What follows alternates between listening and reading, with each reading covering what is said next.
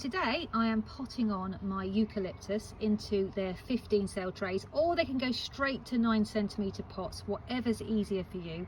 I've taken them out of the tray because it's so difficult, isn't it, to get them to show up on camera. So I wanted you to be able to see what size they are for me. In addition, here are some that I have potted on.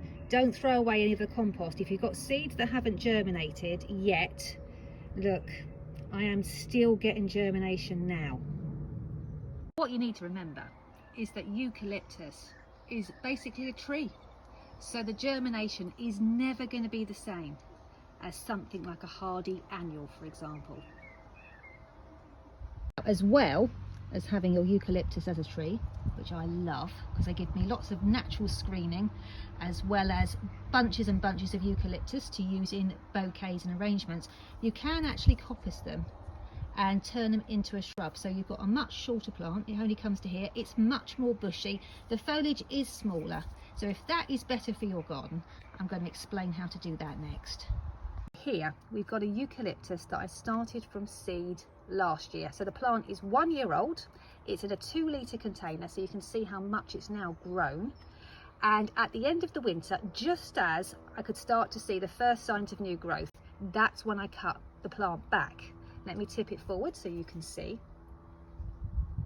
If you'll notice, you can see there are some shoots below the point where I've cut the stem. Now that's important. Don't cut it all the way back into old wood. Have a look at the stem and make sure you can see some active growth below the point where you want to cut it, otherwise it might not come back.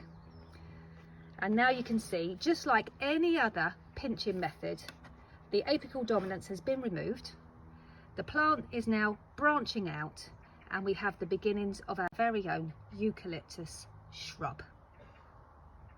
Here I've got a eucalyptus plant for us to do together, and you can see that we've got active growth as low as soil level. However, just to be on the safe side, I'm going to take it out here because that gives us 4 chances for the plant to regenerate nicely, and it won't be too much of a shock for the plant. And you want to make sure that you cut just above, literally just above a set of leaves there. Before I do that, let me just explain. If you cut the stem in the middle, make sure you immediately come back and cut it to just above a set of leaves, because if you don't, what can happen, well, what will happen is this stem will die back because there's no nodes here, there's nowhere for it to shoot. It will start to die back, and it can continue dying back straight past the point where the growth is. So we don't want to risk that happening. So a nice, clean, sharp cut just above a set of leaves. Right, you ready? 1, 2, 3, and snip. Gone. Also, don't want to cut the plant too high up. If you're a bit nervous and you're thinking, I'll just cut it a bit higher up, you can, but look what an untidy plant that can make. My view from the summer house. Can you see? Let me step back a bit. We've used some eucalyptus. These are in their 2nd year. We've used them for screening because there's a side gate there.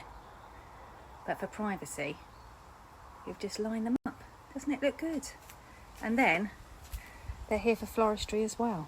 So I'm just raiding my little hedge screening. These are eucalyptus plants that we grew from seed, not this January, but the January before. And look at the foliage. At this time of the year, it is such good quality. Absolutely beautiful, and it's going to look stunning with just about everything in the garden. I thought you might like to see what the grey asters look like with the eucalyptus.